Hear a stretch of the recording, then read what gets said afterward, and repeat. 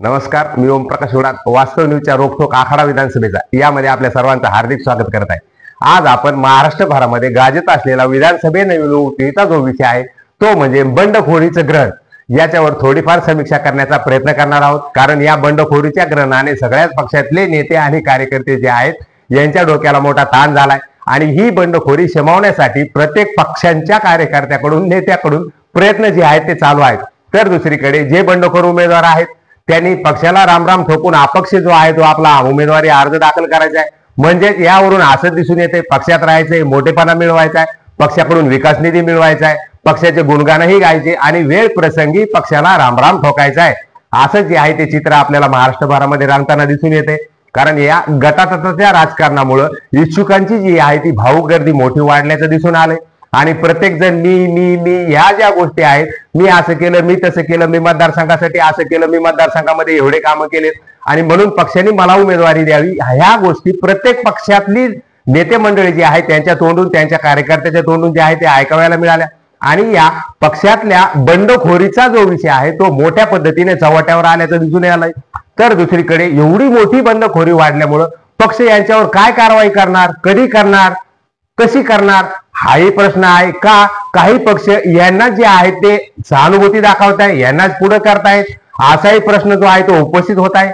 कारण पक्षाच्या जीवावर हे जे नेते मंडळी आहे एवढं मोठं होत आहेत, एवढा मोठा समूह जो आहे तो जमा करतायत, पक्षाच्या शाखा स्थापन करतायत, पक्षाकडून मोठ्या पद्धतीने निधी जो आहे तो खेचून आणतायत।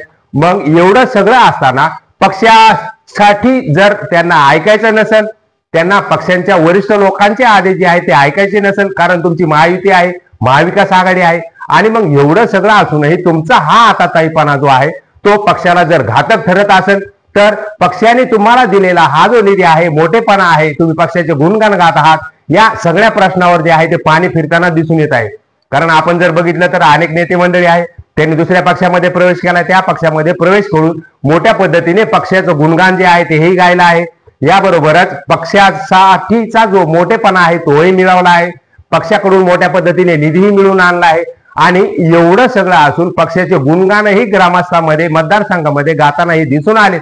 आणि मग एवढं सगळं असताना काही क्षणामध्ये तुम्ही या पक्षाला रामराम ठोकून जे आहे तो आपला उमेदवारी अर्ज आहे तो दाखल केलाय। मग तुमची महाविकास आघाडी, महायुती गेली कुठं, हाही प्रश्न निर्माण होतोय। म्हणूनच मी नेहमी म्हणत असतो राजकारणामध्ये कुठल्याही क्षणी कुठलीही गोष्ट अशक्य नाही, राजकारणामध्ये काहीही कोणत्याही क्षणी जे आहे ते घडू शकतं आणि तसंच चित्र जे आहे ते महाराष्ट्रभरामध्ये आपल्याला दिसून आले। कारण या बंडखोरीचं जे ग्रहण आहे यांनी सगळ्यांची जी आहे ती डोकेदुखी वाढली आहे। उद्या उमेदवारी अर्ज वापस घेण्याचा शेवटचा दिवस आहे, परंतु या बंडखोरांनी जो झेंडा हाती घेतलाय याच्या सगळ्यात जास्त जो आहे तो वरिष्ठ मंडळींच्या डोक्याला जो आहे तो जास्त ताण झालाय।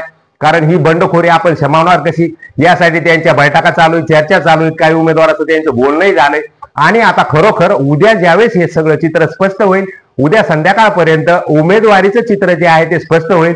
मग पक्षाचे आदेश कुठला नेता जो आहे तो पाळतोय का अपक्ष पद्धतीने आपला झेंडा घेऊन लढतोय आणि काही दिवसांनी परत सरकारमध्ये सहभागी होतोय, असंही होऊ शकतं। म्हणूनच या पक्षांतर्गत जी बंडखोरी उफाळून आली, या बंडखोरीचं जे ग्रहण लागले हे ग्रहण सगळ्यांच्याच डोक्याला जे आहे ते डोकेदुखी ठरत लागल्याचं दिसून येते।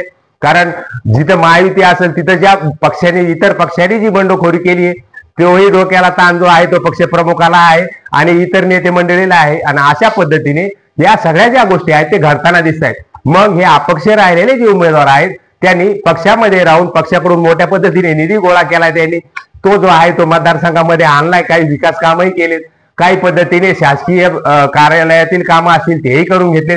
कारण पक्षाचा झेंडा ते त्यावेळेस मिरवत होते आणि वेळ प्रसंगी आता त्यांनी पक्षाला रामराम ठोकलाय। मग तुमची पक्षनिष्ठा कुठे गेली, तुम्ही विकासाच्या मारलेल्या गप्पा कुठे गेल्या, पक्षाबद्दल तुमचे जे वक्तव्य होते ते कुठे गेले, या सगळ्या गोष्टीचे उत्तर जे आहेत, प्रश्नाचे जे उत्तर आहेत ते अनुत्तीर्णच राहिल्याचं दिसून येत आहे। कारण यांनी गुडघ्याला बाशिंग जे बांधून हे तयार झालेत, गेल्या कित्येक दिवसापासून त्याची बांधणी चालू आहे, पण प्रत्येकच पक्षातील प्रत्येकच नेते मंडळीला तिकीट द्यायचंय तर हे कसं शक्य होणार, याकडे कुणी बघायलाही लक्ष नाही। प्रत्येक ठिकाणी मी हा जो आताताईपणा आहे तो दिसून आलाय।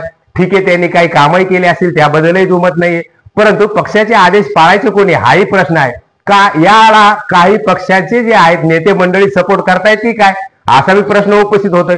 कारण तुम्ही पक्षातील कार्यकर्त्याला एवढं मोठं करताय, पक्षाला मोठं करण्यासाठी प्रयत्न करताय आणि मग तुमचंच हे जर ऐकत नसतील तर ही फार खेदाची आणि दुःखाची बाब आहे. परंतु या बंडखोरीचं ग्रहण जे आहे ते महाराष्ट्रभरामध्ये लागल्याचं दिसून येते. आपल्याकडे जर आपण बघितलं तर बुलढाणा आहे, मेकर आहे, पाचोरा आहे, पैठण आहे, जालना आहे, घनसंगी आहे, सिल्लोड, सावंतवाडी, कर्जत या ठिकाणी शिंदे शिवसेनेच्या विरोधात भाजपाच्या नेत्यांनी जी आहे ती बंडखोरी केली आहे. कारण हे उमेदवारीसाठी आग्रही होते. मग तुम्ही ह्या जो अपक्षाचा झेंडा जो हाती घेतलाय, पक्षाला जो रामराम ठोकलाय, यामध्ये तुम्ही समोरच्या तुमच्या महायुतीतील नेत्यांचे उमेदवाराबरोबर तुमच्याही ज्या गोष्टी आहेत या गोष्टी बाधक ठरू नये मतदारसंघाला. कारण दोघांच्या मध्ये तिसऱ्याचा लाभ जो आहे ही जी मन आहे प्रचलित आहे आणि यामध्ये असंच होण्याची जास्त शक्यता आहे. म्हणून या बंडखोरीचं जे ग्रहण लागले तर हे ग्रहण शमवण्यासाठी वरिष्ठ पातळीवर जे नेते मंडळी आहेत त्यांचे मोठी डोकेदुखी ठरली आणि ते वेगवेगळ्या बैठका यासाठी घेत आहात. यासाठी आजचा आणि उद्याचा दिवस आहे. कारण उद्या सोमवारी उमेदवारी अर्ज जो आहे तो वापस घेण्याचा शेवटचा दिवस आहे. आणि या दिवसामध्ये ही जी बंडखोरी केलेली नेते मंडळी आहे, ज्यांनी पक्षाचं गेल्या कित्येक वर्षापासून गुणगान गायलंय, पक्षाकडून विकास निधी मिळवलाय, सरकारमध्ये सहभागी होते, सरकारकडूनही विकास निधी मिळवलाय, मग एवढं सगळं असताना आयत्या वेळेसच यांनी पक्षाला जो आहे तो रामराम ठोकलाय. म्हणजे मोठेपणा मिळवायचा आहे, विकास निधी मिळवायचा, विविध विकास कामे सरकारमध्ये सहभागी असलेल्या पक्षाच्या मंत्र्यांकडून आणायचे आणि वेळ प्रसंगी यांनाच रामराम ठोकायचा आणि आपला अपक्षाचा झेंडा आहे तो पुढे न्यायचा आहे. मग तुम्हाला एवढा आत्मविश्वास आहे, एवढ्या सगळ्या गोष्टी तुमच्याकडे आहेत, एवढे सगळे कार्यकर्ते मंडळी तुमची बांधलेली आहेत, तर तुम्ही सुरुवातीपासूनच अपक्षाचा झेंडा जो आहे तो न्यायचा समोर, पक्षामध्ये प्रवेशच करायचा नाही. कारण तुमच्याकडे एवढं सगळं आहे तर चला तुम्ही स्वखर्चाने बघा तुम्हाला किती विकास निधी आणता येतोय, किती खर्च करता येतोय. त्यावेळेस तुम्हाला पक्षाची किंमत कळत, सरकारची किंमत जी आहे त्यावेळेस कळत. तुम्ही नुसत्या गप्पा मारू नका. कारण तुम्ही पक्षामध्ये राहताय, मोठेपणा मिळवताय, पक्षाच्या मंत्र्याकडून सरकारकडून जो आहे तो निधी मिळवताय आणि ऐन वेळेला तुम्ही पक्षाला रामराम ठोकून बंडाचा झेंडा जो आहे तो हाती घेताय. तुम्हाला एवढा आत्मविश्वास आहे, एवढ्या सगळ्या गोष्टी आहेत, एवढे कार्यकर्ते आहेत, एवढी तुमची मोर्चे बांधणी आहे, तर तुम्ही खरोखरच सुरुवातीपासूनच पक्षामध्ये प्रवेश न करता अपक्षपणे या सगळ्या गोष्टी करायला पाहिजेत. त्यावेळेसच खरं जे आहे निधी किती लागतो, कसा लागतो, या सगळ्या ज्या गोष्टी आहेत त्या तुम्हाला कळतील. चला, ही जे बंडखोरीचं ग्रहण आहे हे महाराष्ट्रभरामधील ह्या विधानसभेमध्ये मोठ्या पद्धतीने बघायला मिळाले आणि याचे जी डोकेदुखी आहे ती वरिष्ठ मंडळीला जास्तीत झाली आहे. याबरोबर कार्यकर्त्यामध्ये चलबचल चालू आहे. आपलं महायुतीचं गठबंधन आहे, इकडे हे म्हणतात आपलं महाविकास आघाडीचं गठबंधन आहे आणि या गठबंधनामध्ये ही जी बंडखोरी आहे, ह्या अपक्षाचं जे उमेदवारी अर्ज आहे यामुळे मोठी कार्यकर्त्यामध्येही आणि मतदारामध्येही मोठी चलबिचल होताना दिसून येते आहे. कारण चित्र अद्यापपर्यंत कुठलं स्पष्ट नाही. आज आणि उद्याचा दिवस शेवटचा आहे. तर हे जे बंडखोर आहेत ह्या बंडखोऱ्या ज्या आहेत त्या शमवण्यासाठी उद्याचा दिवस सोमवारचा शेवट आहे आणि यामध्ये कोण्या कोण्या पक्षाला यश येते, कोणता कोणता उमेदवार अपक्ष जो ज्यांनी हाती झेंडा घेतलाय त्यातला कोणता कोणता उमेदवार आपला उमेदवारी अर्ज मागे घेतोय, पक्षनिष्ठा जी आहे ती पाळतोय, याकडेही बघणं गरजेचं आहे. चला, तुम्हाला जर हा व्हिडिओ आवडला असेल तर नक्कीच लाईक करा, कमेंट करा, शेअर करायला विसरू नका आणि अशाच वेगवेगळ्या बातम्यांसाठी चॅनलला सबस्क्राईब करायला सुद्धा विसरू नका. वास्तव न्यूजच्या रोखोक आखाडा विधानसभेचा यामध्ये आपण परत असंच वेगवेगळे विषय जे आहेत ते घेऊन भेटत राहू. तोपर्यंत धन्यवाद.